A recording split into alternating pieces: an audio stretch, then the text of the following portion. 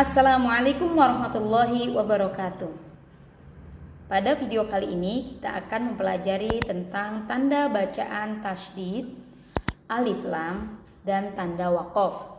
Yang pertama, kita akan membahas tentang tanda bacaan tasydid. Sebelumnya kalian di kelas 2 sudah mempelajari tentang tanda baca fathah, fathah tanwin, kasroh, kasroh tanwin, dhammah, dhammah tanwin atau sukun. Nah, apa itu tanda tasydid? Nah, tanda tasydid itu seperti ini.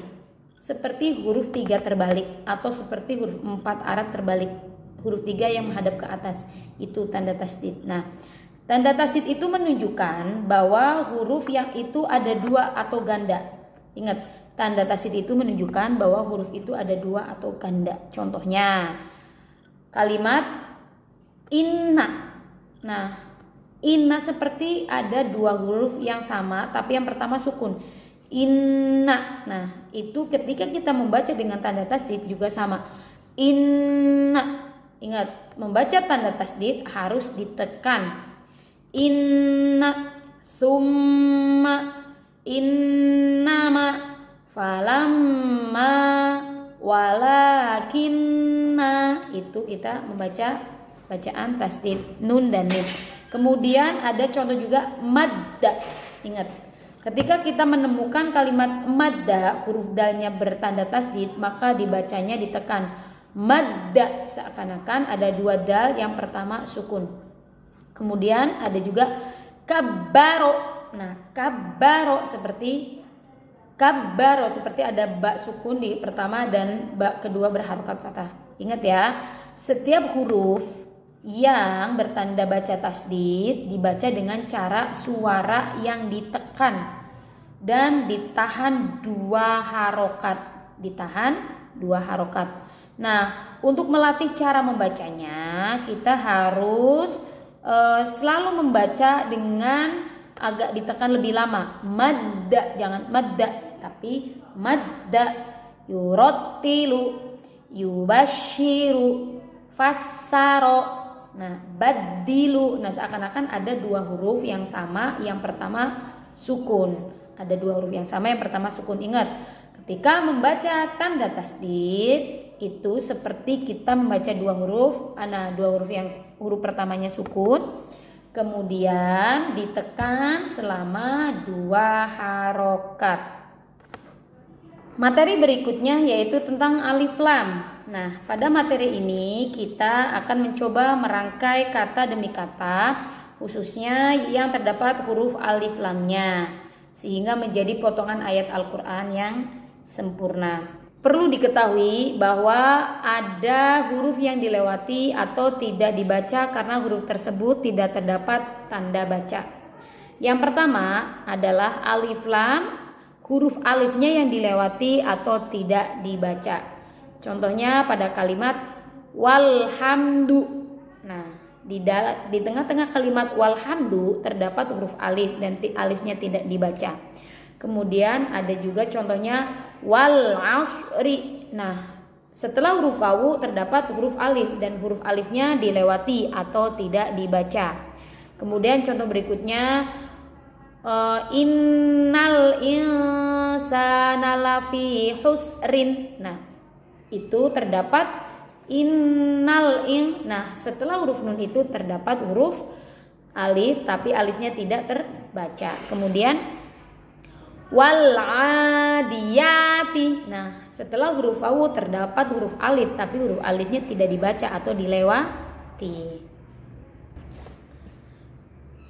Nah, alif lam yang kedua yaitu huruf alif dan lamnya tidak terbaca atau dilewati. Tadi yang pertama huruf lamnya masih terbaca tapi alifnya tidak terbaca atau dilewati. Nah, yang sekarang adalah alifnya dan lamnya tidak dibaca atau terlewati. Contohnya an-naharu. Nah, kemudian menjadi wan-naharu. Asal dari kata an-naharu menjadi wan-naharu. Nah, di situ terdapat alif lam yang tidak terbaca. Contoh lain, anin naimi. Nah, terdapat alif lam sebelum huruf nun atau setelah huruf nun yang pertama. Nah, alif lamnya tidak dibaca atau terlewati.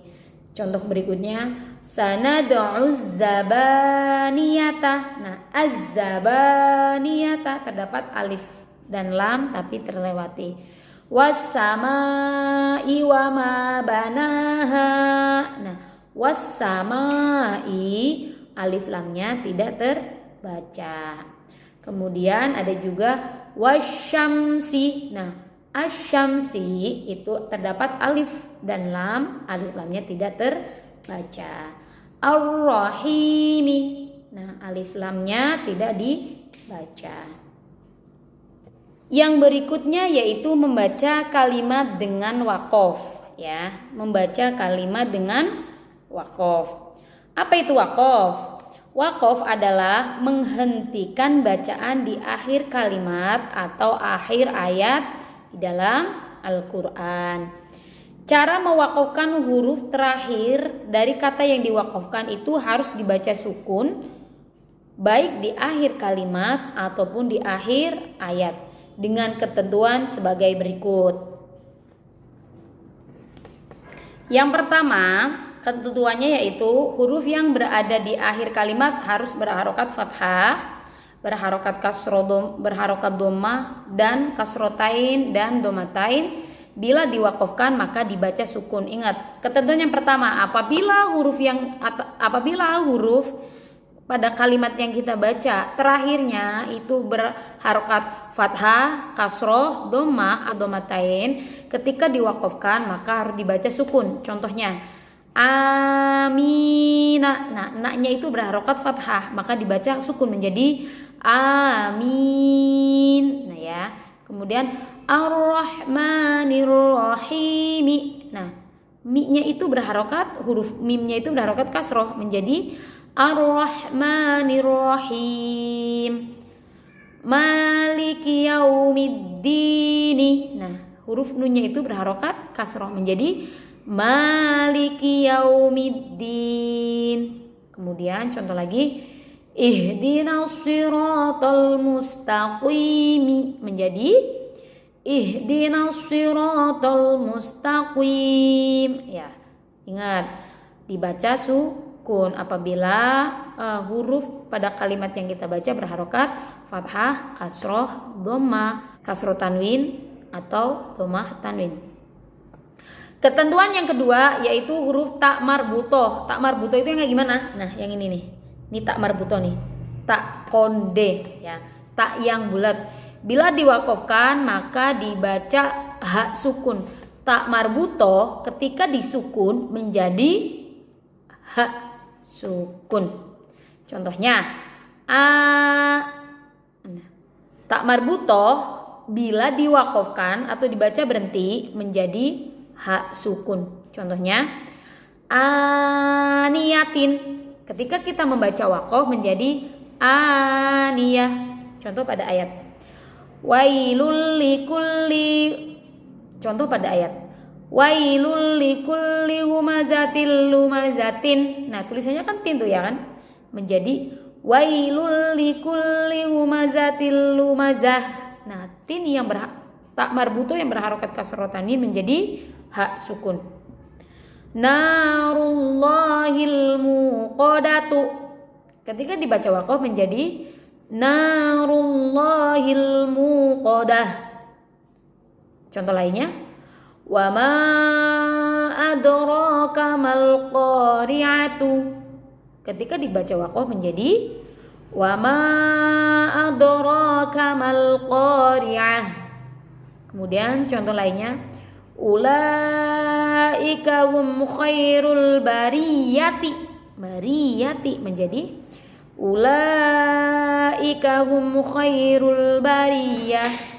Contoh lain fiha kutubun qayyimatun.